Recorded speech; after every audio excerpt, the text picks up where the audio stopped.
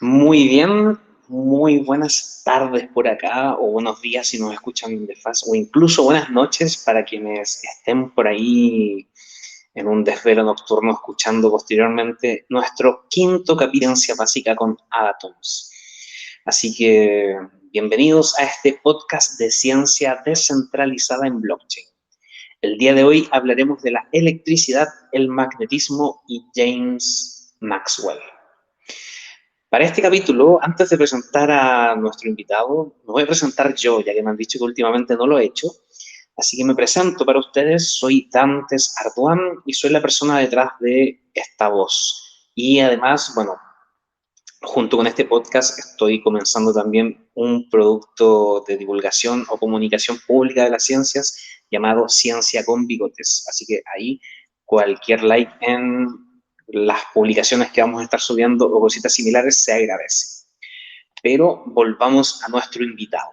Para este quinto capítulo nos acompaña Vicente García, un estudiante de ciencias físicas del sur de Chile. Y más que hablar yo de él, quiero que nuestro invitado nos cuente un poquitito quién eres, qué haces y lo más importante, por qué te gusta o por qué te sentiste atraído por esta área de la ciencia. Bueno, gracias. Como bien dijiste, mi nombre es Vicente García. Soy estudiante de tercer año de licenciatura en Ciencias Convención en Física de la UACH. ¿Por qué me sentí atraído por esta área, o en particular por la física? Porque desde que era muy pequeño siempre me gustó mucho el área de la matemática. Se me daba muy bien cuando estaba en el colegio o en el liceo, por ejemplo. Pero cuando llegué a primero medio, que es donde normalmente en los colegios acá en Chile se empieza a impartir la carrera de física, me enamoré, podríamos decirlo, del área, ya que me permitía llevar como las matemáticas a, a lo visible, a lo que podíamos ver, a lo tangible, y poder como representar lo que estaba viendo a través de los números que me gustaban tanto. Curioso. De hecho, trato de hacer memoria. Bueno, nosotros tenemos como la coincidencia de haber compartido el mismo liceo. Así que nuestra formación en ese entonces, quizás, si bien hay unos años de diferencia, igual más o menos en la misma línea. Y también recuerdo cosas más o menos parecidas, el poder darle como un uso práctico casi a estas matemáticas a través de la física también es realmente maravilloso y ojalá de alguna forma la gente que nos escuche logre maravillarse un poquitito, no solo con la física, que es como una de las temáticas de este capítulo, sino que también con todas las distintas áreas de la ciencia y lo que éstas pueden ofrecer. Y bueno, Vicente, no sé si sabías, pero este podcast va a ser subido a la red de blockchain Cardano. Por lo que debo preguntar, al igual que hecho con los invitados e invitadas anteriormente, ¿conoces algo sobre el blockchain o si has tenido alguna experiencia sobre ella? La verdad es que sí, he tenido algunas experiencias. Hace un par de años estuve investigando más que nada, pero bueno, en este caso, si tú pudieras hablarme más sobre el tema, lo agradecería. Sí, claro.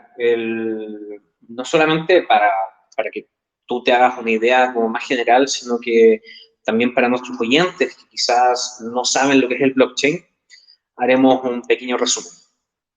Porque lo principal es entender que el blockchain es una tecnología de la información basada en bases descentralizadas. En particular, nosotros trabajamos en la red de Cardano, que es la única red de blockchain que está desarrollando el método científico estricto y basado completamente en investigaciones realizadas por pares. Lo cual, a nuestra opinión, hace que Cardano sea la red de blockchain más segura, amigable además con el medio ambiente. Y bueno, antes de retomar ahí una pregunta que quiero hacerte, es importante también mencionar de que, ya que estamos hablando de blockchain, que el podcast en particular ha sido financiado gracias a Project Catalyst de la red Cardano, que es una instancia democrática donde los usuarios de la red votan por los distintos proyectos que consideran que debiesen ser financiados, y este proyecto en particular fue elegido. El código de nuestro proyecto es el 9013 en el Fund 9, así que muchísimas gracias a todos y todas quienes nos apoyan. Y antes de hablar un poquitito quizás de la carrera o directamente del personaje del que hablaremos hoy, mencionaste que has tenido algunas experiencias con el tema del blockchain o cómo. No sé si puedes contarnos un poquitito de eso. Más que nada tiene que ver con el tema de que quise como adentrarme en el mundillo, por decirlo así. Entonces estoy investigando bastante, estuve tratando igual de meterme en el mundo de las cripto, por ejemplo, en el tema de ver cómo era el tema de las inversiones y todo eso, pero más que nada como por conocimiento que por... o sea, digamos que no soy un experto en el tema. Ok, se entiende. Volvamos entonces quizás a la carrera en sí misma. Comentabas que vas en tercer año de la carrera de ciencias físicas. No sé si podrías como tratar de explicarle a oyentes a qué equivale eso, qué cosas estás viendo, qué tanto has profundizado en la temática o cuánto te falte quizás para egresar. Claro, mira, la carrera en sí, en realidad, en esta universidad, dura 4 años, por lo que idealmente el próximo año estaría saliendo. Ya he visto, por ejemplo, temáticas como electromagnetismo. Estoy cursando, por ejemplo, ahora mecánica analítica, óptica, física experimental. Y bueno, seguimos con lo que vendría siendo un electromagnetismo 2 en esta universidad, que es electrodinámica. Suena harto el tema del electromagnetismo y bueno, por eso te invité, así que, porque ya tienes distintos conocimientos en la temática que abordaremos hoy. Así que voy a partir contextualizando también a quienes nos van a estar escuchando. Hoy hablaremos de James Clerk Maxwell, que nació el 13 de junio de 1831 en Escocia, en la ciudad de Edimburgo. Era el hijo mayor de un terrateniente y propietario de una granja. Y también, bueno, su madre era la hija de un juez. Fue educado en casa hasta los 9 años, donde luego asistió a la escuela de Edimburgo. En los 14 años, a los 14 años, imagínense ustedes, escribió con solo 14 años su primer artículo científico, mejorando en ese entonces uno de los trabajos de Descartes, al simplificar el método de construcción de elipses multifocales utilizando una cuerda. O sea, a mí me parece pero fenomenal que un niño de 14 años se haya puesto casi como jugando con una cuerda y logró mejorar un método que llevaba años y años sin poder mejorarse para construir elipses. Y bueno, a los 16 años, que envidia, ingresó a la Universidad de Edimburgo, donde estudió matemáticas directamente con grandes académicos. Pero él, bueno, claramente habiendo hecho aportes a la ciencia a los 14 años y habiendo entrado a los 16, no consideró la universidad como algo complejo, por lo que en realidad dedicaba su tiempo libre a la experimentación, a la exploración en investigaciones personales que él mismo fabricaba, y empezó a enfocarse primeramente en aspectos asociados a la luz. En 1847, Maxwell se mudó a Cambridge para continuar sus estudios en la universidad de allí. Allí se convirtió en un alumno excepcional y obtuvo su título en matemáticas en 1850. Después de graduarse, se quedó en Cambridge como profesor de matemática y al mismo tiempo siendo ayudante del profesor de física William Thomson. En 1856, Maxwell se trasladó al Marischal College en Verden, donde fue nombrado profesor de física y matemáticas. Y durante el tiempo que estuvo ahí en Aberdeen, desarrolló investigaciones con una variedad de temas, incluyendo el calor, la electricidad y el magnetismo. No fue hasta 1859 cuando publicó su trabajo sobre líneas físicas de fuerza, en la que propone la existencia de líneas de fuerza en el campo eléctrico y magnético, las cuales son una representación matemática de los campos eléctricos y magnéticos. En 1861, Maxwell regresa a Cambridge como un profesor de física experimental en el Trinity College. De su tiempo en Cambridge, continuó sus investigaciones en electricidad y magnetismo, y en 1864 publicó un trabajo titulado Una teoría dinámica del electromagnético, en el que presentó una teoría matemática completa del electromagnetismo. Esta teoría unifica la electricidad y el magnetismo y predijo la existencia de ondas electromagnéticas, incluyendo las ondas de luz. En 1871, Maxwell publicó un tratado de electricidad y magnetismo, siendo este un libro que recopilaba sus distintas investigaciones y teorías en el campo del electromagnetismo. Y este libro se convirtió en una obra clásica en la física y sentó las bases para el desarrollo de algunas cositas como la radio, la televisión, la radiodifusión en general y distintas otras tecnologías basadas en las ondas electromagnéticas. En 1875, Maxwell fue nombrado profesor de física en el King's College de Londres, donde continuó su investigación y enseñanza, hasta su muerte en 1879 a la temprana edad de 48 años. Misma edad en la que, curiosamente, su madre había fallecido de la misma enfermedad, un lamentable cáncer abdominal. A pesar de su alta carrera, sus contribuciones a la física y en particular a lo relacionado con el electromagnetismo son consideradas como uno de los mayores avances científicos de su tiempo, y su legado, como ya nos adelantó un poquitito nuestro invitado de hoy, Vicente, continúa siendo estudiado y debatido en la actualidad. Así que, bueno, yo creo que no tengo ni que preguntarte, Vicente, si habías escuchado de este personaje, porque claramente sí. Pero creo que es importante mencionar quizás qué tan importante es este personaje para la física, para tu área de estudio directamente. Claro.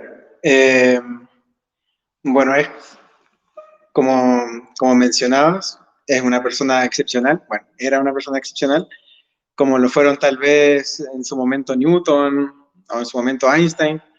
Se habla de que la teoría de Maxwell que unifica el electromagnetismo con la electricidad con el magnetismo es como equiparable no sé, al trabajo de la gravitación de Newton, la relatividad de Einstein, por ejemplo.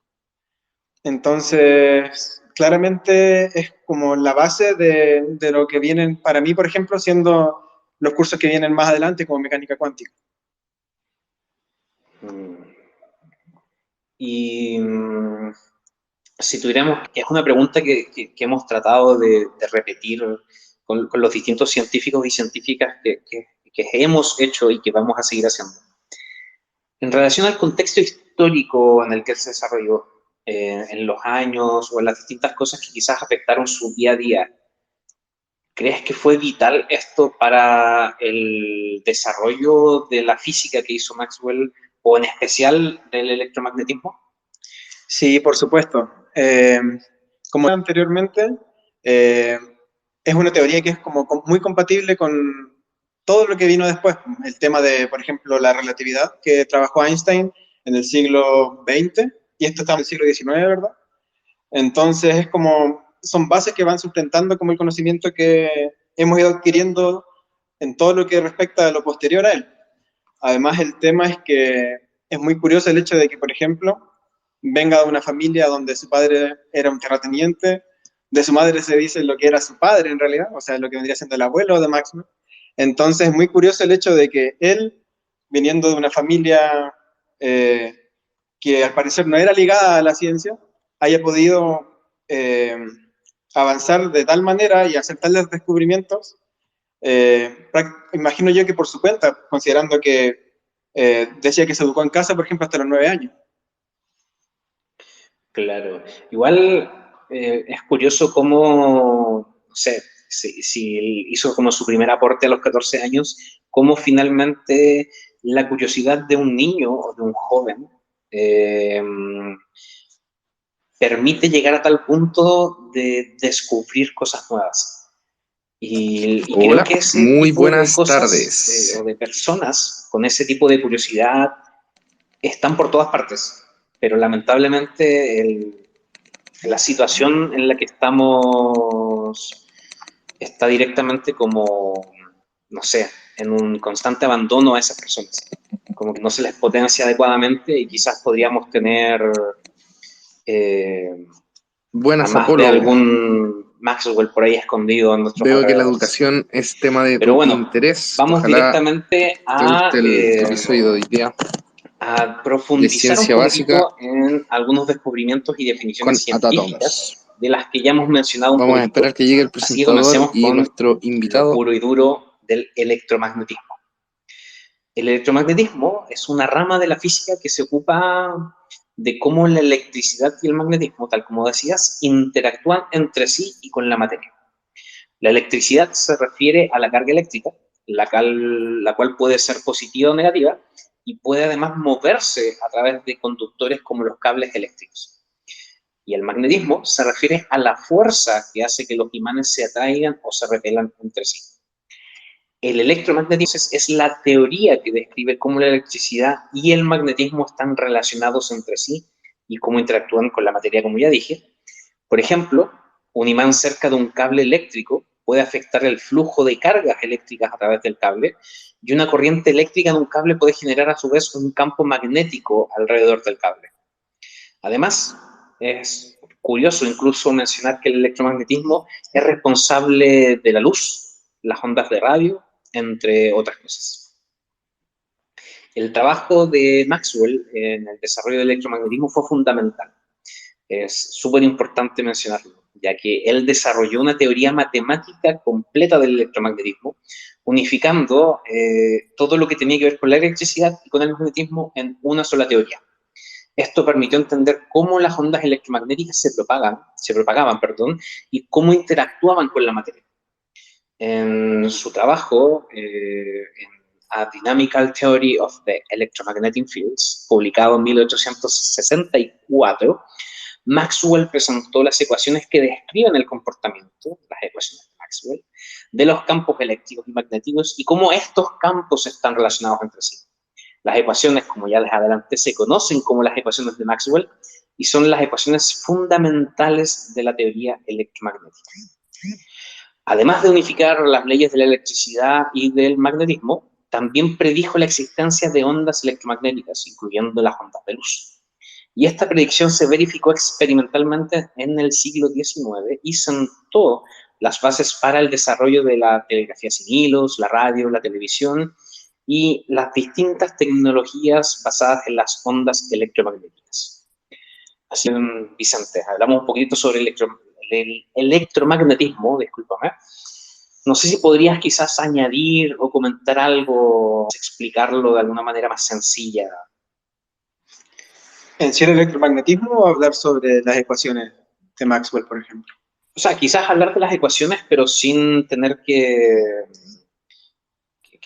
darlas tan en detalle. Tenemos que entender de que quizás las personas que nos están escuchando no han escuchado de Maxwell o no tienen el manejo matemático necesario para hablar de las ecuaciones. Claro.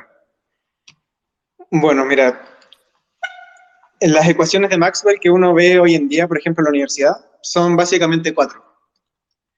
Pero no sé si sabías que cuando Maxwell publicó el tema de sus ecuaciones para unificar el electromagnetismo, las ecuaciones que tenía eran 20 y ahora estamos trabajando con 4.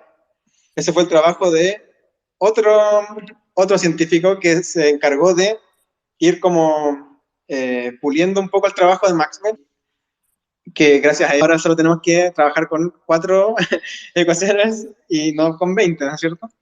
Claro, bastante más liviana la carga en ese sentido. El tema curioso es que estas 4 ecuaciones son, por ejemplo, la ley de Gauss, que, bueno, Gauss se menciona muchas veces a lo largo de de todo lo que es física y matemática, ¿verdad? La ley de Gauss para el campo magnético, la ley de Faraday y la ley de Ampère. Lo curioso de esto es que, si te das cuenta, ninguna se llama ley de Maxwell. Entonces, lo importante de esto es que Maxwell es como que agarró todas esas leyes y creó una teoría a partir de eso. Entonces, eso es mucho más fuerte que solamente tener leyes, que son, en este caso, por ejemplo, ecuaciones que nos permitan describir cómo se comportan algunas cosas, poder unificar todo eso y poder mezclarlas y hacer que podamos, con solamente 4 ecuaciones, describir un sistema completo de electromagnetismo. Claro, igual sí, suena brígido, es potente. Lo es. Y bueno, suena potente las dos cosas, o sea, tanto el trabajo de unificar todo, como lo hizo Maxwell con estas 20 ecuaciones, pero también todo el trabajo posterior a lograr trabajar esas 20 ecuaciones y llevarlas y simplificar todo hasta poder reducir todo a 4 ecuaciones. O sea, es como lo bonito de la física se ve reflejado en esas 4 ecuaciones y wow, hay mucho que podemos nosotros estudiar a través de ellas. Y bueno, creo que profundicemos un poquitito en estas ecuaciones ya que se estaban mencionando.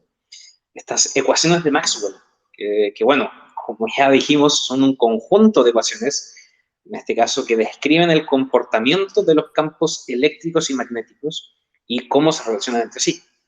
Son fundamentales, completamente primordiales para la teoría electromagnética y son las que fueron trabajadas por Maxwell en su trabajo publicado en 1864. Y, perdón un poquito. Y como bien decía antes, son 4 ecuaciones las que actualmente se trabajan, las cuales, por un lado, y me corrige antes si cometo algún error, tenemos primero la ley de conservación de la carga eléctrica, que establece, voy a tratar de explicarlo lo más simple posible, que establece que la cantidad total de carga eléctrica en un área cerrada siempre permanece constante. ¿Sí? ¿Todo bien con eso, cierto? La segunda ecuación podríamos mencionarla como la ecuación de Gauss para el campo eléctrico, que describe cómo la carga eléctrica afecta el campo eléctrico en un punto determinado. Luego, siguiendo con Gauss, primero teníamos la del campo eléctrico, ahora tenemos la del campo magnético, que describe, muy parecido al anterior, cómo un campo magnético afecta un punto determinado. Y finalmente, nuestra cuarta ecuación, la ecuación de Maxwell-Faraday, que describe cómo un cambio en el campo eléctrico, produce un cambio en el campo magnético y también viceversa. Creo que la dije bien, ¿no? Sí. Y no sé, bueno, ya hablábamos un poquitito de estas leyes, de cómo Maxwell las unificó, las trabajó y todo eso, pero no sé si puedes añadir algo, comentar algo sobre ellas, alguna curiosidad que manejes. Bueno, sí, lo curioso, bueno, es que en realidad estas ecuaciones no son tan fáciles de explicar porque igual conllevan algo de matemática detrás. Estas ecuaciones se pueden ver en forma diferencial o en forma integral. Y lo curioso es que hay una simetría muy clara entre lo que vendría siendo las ecuaciones para el campo eléctrico y el campo magnético. No sé si quieres que tal vez trate de explicar alguna, así como en palabras lo más simples posible, como para que cualquiera pueda entenderlas. Yo creo que sí, que podríamos hacer el intento y quizás como, no sé si manejes algún ejemplo directo de aplicación de cada una de ellas. Eso ya es más complicado porque llevarlo como a... Me cuesta un poco más verlo así como en lo tangible, digamos, o en lo cotidiano, pero tal vez sí puedo tratar de explicar alguna relación. ¿Ya? Adelante. Ya. Como se mencionaba antes, tenemos el tema de las leyes de Gauss. Y lo curioso de eso es que tú mencionaste que había como una especie de conservación de carga, ¿verdad? Sí. Que decía que en una región la carga se conserva. Entonces, lo que pasa con la ley de Gauss es que, por ejemplo, si yo pongo una carga en un punto del espacio y lo que quiero hacer yo es como colocar alrededor de ella una esfera. imaginemos una esfera alrededor de una carga. Y lo que hace esa esfera va a ser como medir cuánta carga hay dentro. Entonces, lo curioso de esto es que, como tú mencionaste al principio, Maxwell trabajó con líneas de fuerza. Sí, sí. Lo que vendrían siendo hoy en día lo que conocemos como los campos, en este caso el campo eléctrico y el campo magnético. Otra curiosidad acerca de esto es que esta intuición inicialmente fue de Faraday, pero Faraday no tenía como los conocimientos necesarios de matemática como para poder abordar esta idea que tenía y poder trabajarla como lo hizo Maxwell posteriormente. Bueno, volviendo al tema, lo curioso de esto es que existe este tema de la conservación de la carga porque estos como líneas de fuerza que salen de la carga salen de manera radial. ¿Qué quiere decir? Que salen como hacia afuera de la esfera que nosotros creamos alrededor de la carga. Pero si uno calcula esta misma ley de Gauss para un campo magnético, lo curioso es que lo que nos va a decir esto es que la igualdad es cero. ¿Por qué pasa esto? Porque cuando nosotros ponemos, por ejemplo, para nosotros poder crear un campo magnético, lo que necesitamos es un polo positivo y uno negativo, y lo que va a hacer son como líneas cerradas, que van de un polo al otro, ¿no es cierto? No existen los monopolos, o por lo menos no han sido encontrados. Sí, sí, ¿verdad? Sí. El tema es que, como son líneas cerradas, las líneas no salen de la esfera. Entonces, el flujo que hay hacia afuera de la esfera es cero, mientras que el otro va a ser el de la carga total. Ya, yo me hago una idea, pero porque igual, bueno, de partida estoy aquí al lado tuyo, entonces veo es la gesticulación que haces, pero para que la gente trate de como asociarlo un poco, hay muchas imágenes por internet donde pueden ver estas líneas de fuerza directamente de las cargas electromagnéticas en estos como placas que tienen como hierro dentro de algún líquido, y se ve directamente el mismo ejemplo que acá nuestro invitado nos estaba comentando. Y bueno, lo que es interesante es que, claro, quizás en el detalle más como minucioso de en qué lugar de mi vida cotidiana está colocada, no sé, las distintas ecuaciones de Maxwell, yo creo que en general podríamos hablar de que conversan entre sí para poder desarrollar casi toda la tecnología que tenemos hoy en día. O sea, la generación de la electricidad que tenemos en nuestras casas, en nuestros dispositivos electrónicos, se genera en gran medida de rotaciones de bobina, de estas bobinas dentro de un campo magnético. Y son las ecuaciones de Maxwell las que describen cómo se produce y cómo se comporta este campo magnético y por ende el cómo se genera la corriente eléctrica. O por otro lado, no sé, el teléfono celular con el que actualmente estamos conectados para poder establecer esta conversación y grabar este podcast, funcionan gracias a las ondas electromagnéticas que se transmiten a través del aire y son efectivamente, nuevamente, las ecuaciones de Maxwell las que describen el cómo se generan, cómo se propagan estas ondas y cómo se pueden utilizar finalmente para la comunicación que estamos teniendo en este momento. Y así podríamos hablar de otras cositas más, pero es importante que el otro día hablaba de la señora Juanita que va a comprar pan al negocio como ejemplo. Y claro, gracias a las ecuaciones de Maxwell es que la señora Juanita puede, por ejemplo, olvidarse de su billetera y pagar con la tarjeta en vez de andar con la chauchera llena de monedas. O quizás llamar por teléfono a su nieto para que le pregunte si quería jamón o palta para el pan. Entonces, está presente Maxwell en muchísimas de las cosas que hoy en día nos permiten tener un día normal, común y corriente. Pero es muy complicado de verlo debido a la complejidad que tienen estas ecuaciones que nos comentaba Vicente. Pero bueno, sabemos que, y lo acabamos de reafirmar un poquitito con estos ejemplos, de que estos aportes de Maxwell son importantísimos. Son tan importantes que pregunto, ¿realmente podemos considerarlo como aportes revolucionarios? Sí, por supuesto que sí. Como te decía anteriormente, forman la base de los conocimientos que tenemos hoy en día y lo interesante es que también se complementan muy bien con las teorías posteriores.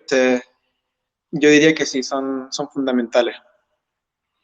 Mm, Y, el- y bueno, yo creo que, claro, en mi caso todavía me falta un poquitito de trajín dentro de la carrera para llegar a entender tanto esto con Maxwell, pero me da una idea clara. Y bueno, lo he ido revisando, lo he ido viendo, lo tuve que estudiar también para poder sentarnos a conversar en este momento y no sé, yo lo encuentro muy bonito en ese sentido. No se me ocurre otra palabra para explicarlo en realidad. Y bueno, lamentablemente, amigos y amigas, incluso quienes están en este momento de oyentes en vivo y en directo, el tiempo se nos va volando y ya estamos llegando casi al final del capítulo de hoy. Y me gustaría, Tito, lo que nos comentabas de ti, Vicente, al comienzo. Porque claro, estás en el tercer año de la carrera y estás bastante cerca de empezar a, a preparar lo que podemos generar como un trabajo de cierre, tu tesis quizás o algo así. Y desde ese punto de vista te quería preguntar, ¿hay algún área de tu interés actualmente como que esté más fuerte, más presente, eh, que apunte a lo que quieres comunicarte más adelante o a lo que primero quieres acercarte? No sé. Eh, bueno, la verdad es que cuando yo entré a la carrera, entré como enfocado en que quería estudiar más adelante astrofísica, que quería dedicarme a eso. Todavía me sigue llamando mucho la atención, pero he ido conociendo otras áreas.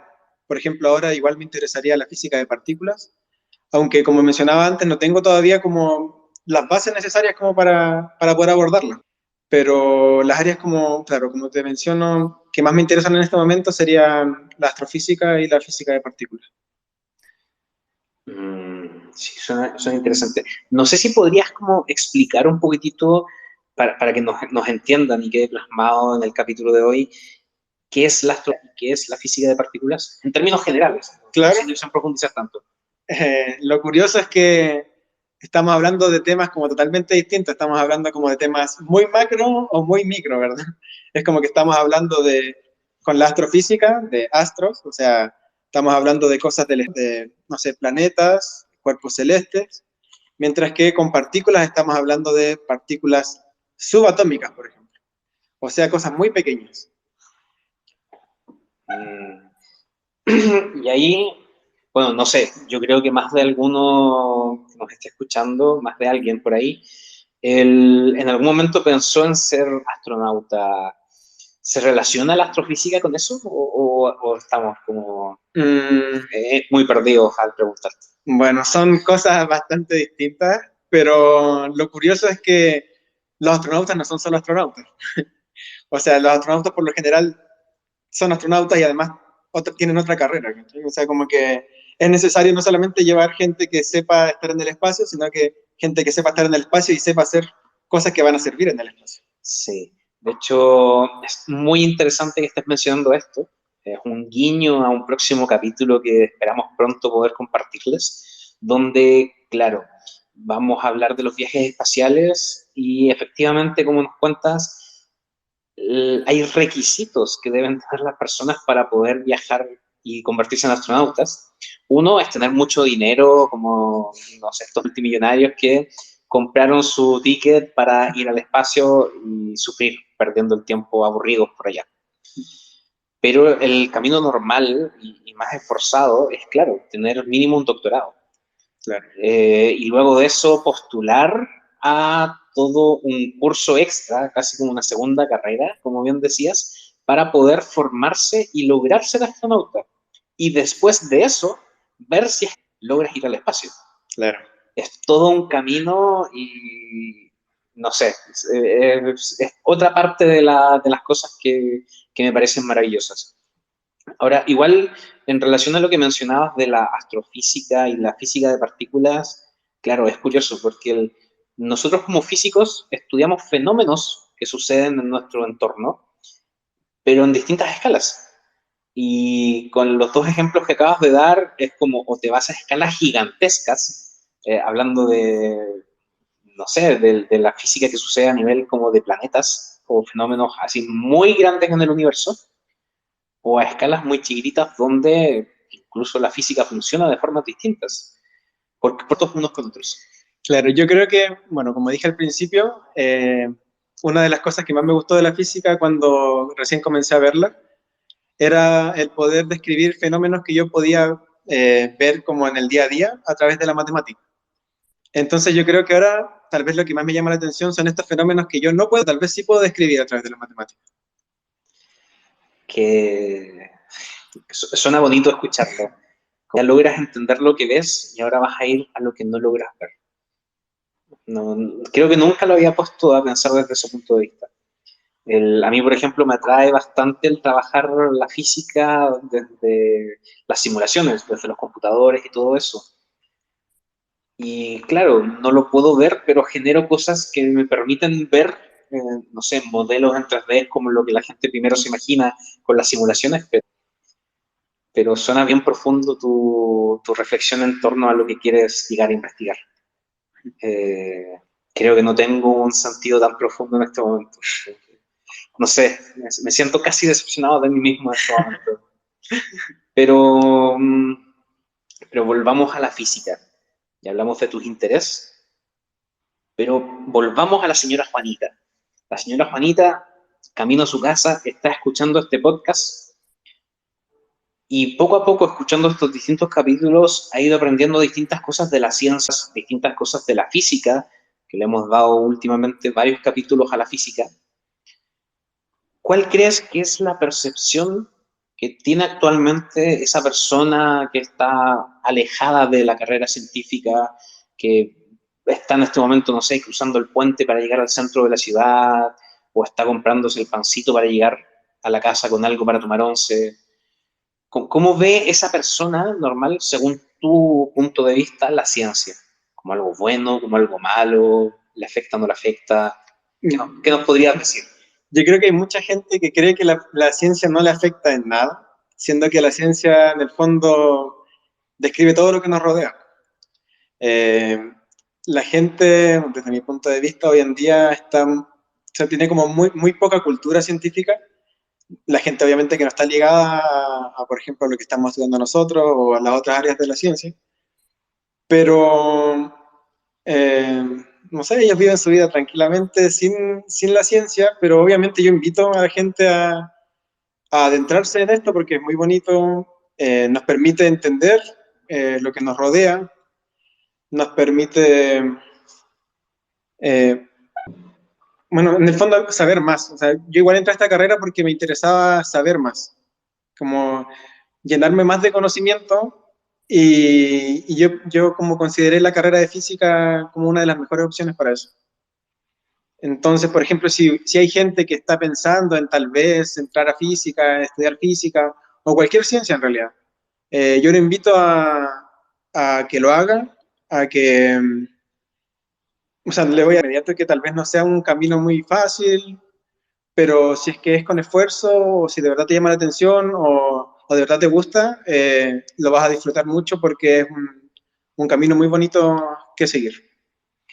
Sí, concuerdo completamente contigo y quizás para complementarlo, un poco de lo que me pasó a mí en la media ya con, no sé, yo siento que el haberme puesto a aprender cosas de física despertaron mi interés directo en el método científico y en la curiosidad por tratar de entender las distintas cosas con las que me relaciono día a día. Y creo que eso, si todos tuvieran como un poquitito más de ciencia en sus vidas, en sus estudios y cosas así, igual quizás seríamos una mejor sociedad. Suena muy onírico quizás decirlo, pero de verdad creo muy fervientemente en eso. Y claro, yo creo que tiene que haber ahí, no sé, quizás hasta la misma señora Juanita tiene un nieto o nieta que quiere estudiar ciencias y quizás incluso directamente quiere llegar a ser, no sé, un físico de partículas o un astrofísico. Así que espero que ese consejo que acabas de entregarles les llegue y lo recuerden, porque claro, es esforzado el camino de ser científicos, pero es bonito. Yo creo mucho en eso. Así que nada, no sé si quieres agregar algo más extra. Estaba pensando en la señora Juanita, o más bien en la gente, cuando dijiste, por ejemplo, lo de la gente caminando por el puente, como la percepción que tiene esa gente versus la percepción que tenemos tal vez tú o yo. Por ejemplo, yo cuando voy por el puente veo física en todas partes. Por ejemplo, o matemáticas. Por ejemplo, cuando voy pasando por al lado del puente, veo cómo el puente tiene tal vez una forma parabólica, como para distribuir mejor tal vez el peso. Y son cosas que al final nos rodean por todas partes, eso claramente son obras en este caso, pero en el fondo son matemáticas o física aplicada. Sí. Y en el fondo es como para mencionar que si bien la gente no se percata de esas cosas, son cosas que nos rodean y que son como básicas para todo lo que hoy tenemos como tecnología también. Claro, sin la ciencia y todas sus aplicaciones en nuestro día a día, o sea, derechamente no estaríamos en este momento conversando tú y yo. Si Maxwell no hubiera hecho el trabajo que hizo, ¿cuántos años más hubiéramos esperado para que llegase otra persona a hacer el mismo trabajo que Maxwell? Y, y bueno, lográsemos hacer algo como esto, este podcast, conversar de ciencia básica y hablar de James Maxwell y el electromagnetismo. Así que nada, ya llegamos al final del día de hoy. Te agradezco muchísimo, Vicente, el que nos acompañaras. Y importante recordarte a ti y a los oyentes que tenemos en este momento que este es el 5º episodio de un total de 10 en los que vamos a estar abordando a distintos personajes de las ciencias, profundizando un poquitito en las distintas temáticas, además, asociadas a sus investigaciones. Y también importante recordarles que este trabajo es posible gracias al apoyo del Project Catalyst. Así que nada, muchísimas gracias amigos y amigas. Nos volvemos a encontrar en el 6º episodio y hasta luego. Chao, chao. Chau.